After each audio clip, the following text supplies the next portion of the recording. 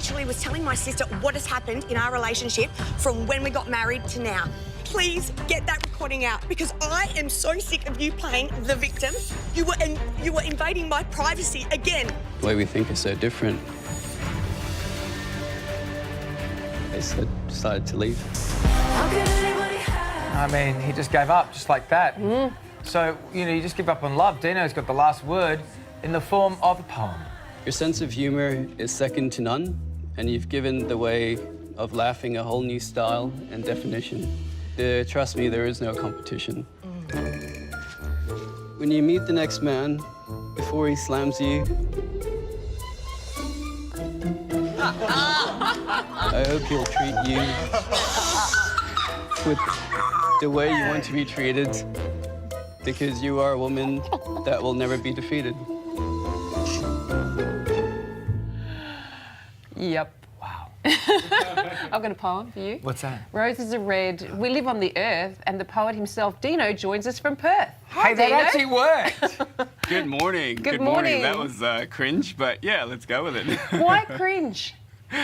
Oh, you know, it's just something I had planned, but you never know how it's going to turn out. But hey, I got a laugh and a smile out of Mel, so that was a win, I feel. It's ending it on a good note anyway. Absolutely, yeah. Sure. But let's go back to recording her conversation, which is controversial.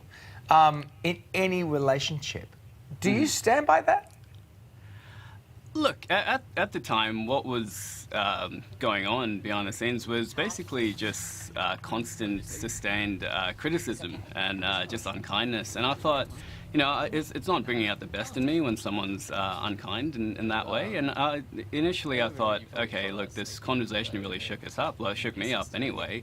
And I thought, you know, I just want to play this back to Mel, because before, whenever I've gone, you know, constructively to figure out an argument, it was just denial that I got. So in that case, you know, that next morning after the recording, I had time to reflect on things, and I thought, this isn't me, this isn't a way I want to go about, you know, recording and being in that habit. So I deleted the recording right there and then after talking to the producer. So it was in no way to be maliciously intended, and it wasn't to play it to everyone in a public group. It was just for us to go through it and possibly work through it as well.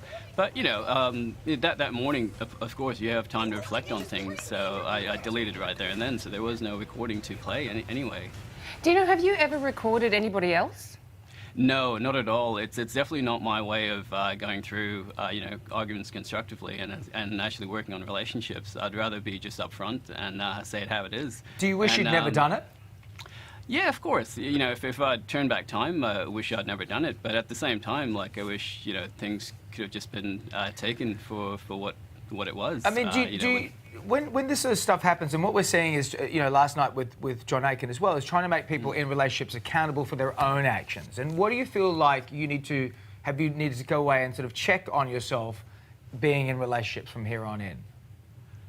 I think from here on in, I mean, maybe not turning up on outshining the bride on the wedding day? No, look, that won't be done. In the name of tradition, what generally happens is the groom comes in on a horse. He waits at the altar for the bride to come in for an extravagant entrance. But that was out of my hand. I was just told I was going to ride a horse 2 days before the wedding, and I was like, okay, great, let's do it. So it wasn't in my control of who goes first and who goes last. But obviously, you know, on my real wedding day, when it happens in the future, I'd definitely be waiting at the altar. Dino, I wanted to ask you, you know, you decided to write the poem to diffuse all of that tension. Is that something that you do a lot? Are you a poet? Are you a poet? Maybe another opportunity, but I generally love writing, and you know, in that case, with a lot of negativity and you know, disappointment around, I thought it was good to end it on a good note and you know, feel Mel you know, smile again and actually let her know that words, you know, however unkind they can be used in kindness as well. It's funny though, isn't it? Because, Dino, compared to the other couples, you two were sort of better at keeping the drama between yourselves. But this week, we saw gossip and rumours get the better of nearly everyone. Let's just have a look back for fun.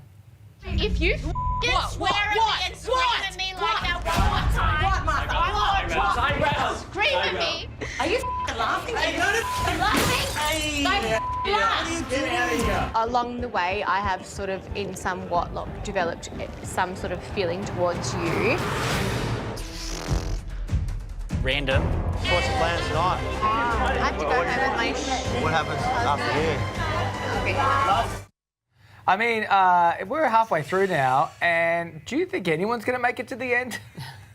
Oh, look, all luck to them. I really want to see everyone, prosper in their relationships. But to be honest, with the way it's going, I don't think there'll be many of us left. But hopefully, in good faith, there will be. But yeah, hopefully this drama subsides. I'm not a man of drama, and as you can probably see at the dinner party, I was just trying to keep cool and calm and composed. And thanks to meditation, I could actually do that.